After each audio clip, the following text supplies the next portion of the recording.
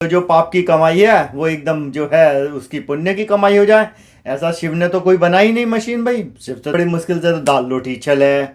तू क्या मंदिर और यहाँ दान करवा दे हमसे धार्मिक स्थलों पे, तो बच्चे क्या हमारे जो है लंगर में खाएंगे।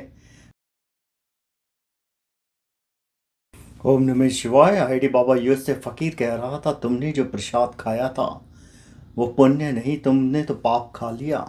और ये बात मैं सिद्ध कर सकता हूँ। फकीर ने बैठे हुए लोगों से पूछा, तुम में से कोई दान करता है क्या?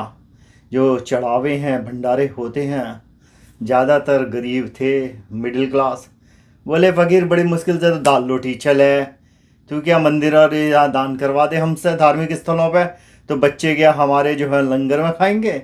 बोले भैया वही दान कर पाते हैं जिनके पास हराम का पैसा ऊपर की कमाई है और बाकी तरीक़ों से कमाते हैं। आम आदमी की तो अपने दाल रोटी और बच्चे पल जाएं ये बड़ी बात है। तो हम में से तो कोई ना कर पाता है। फकीर बात पक्की हो गई।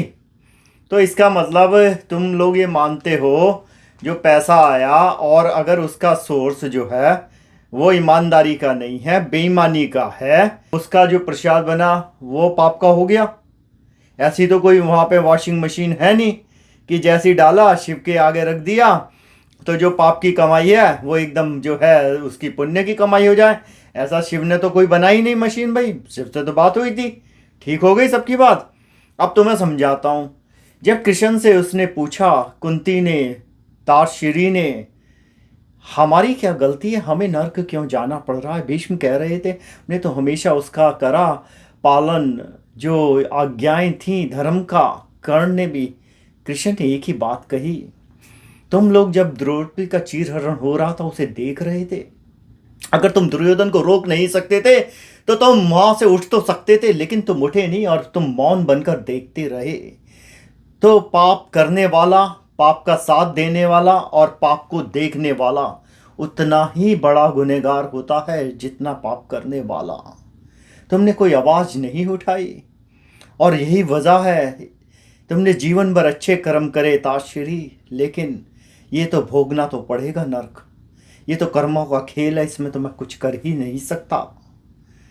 तो वही सारे जीवन में है, जो परिवर्तन है वो आंतरिक है। तुम्हारी जो यात्रा है स्वर्ग के लिए वो आंतरिक कर्मों को निष्कर्म करने की है। ये ऐसे करके प्रसाद में कुछ भी मुंह में डाल लिया ऐसा थोड़ी बट रहा है कि सारा कुछ अच्छा हो गया। तो बहुत ध्यान रखना है कि जहाँ पे है उसकी ईमानदारी है या नहीं, उसकी भावना कैसी है, तब मुंह में कुछ डालें।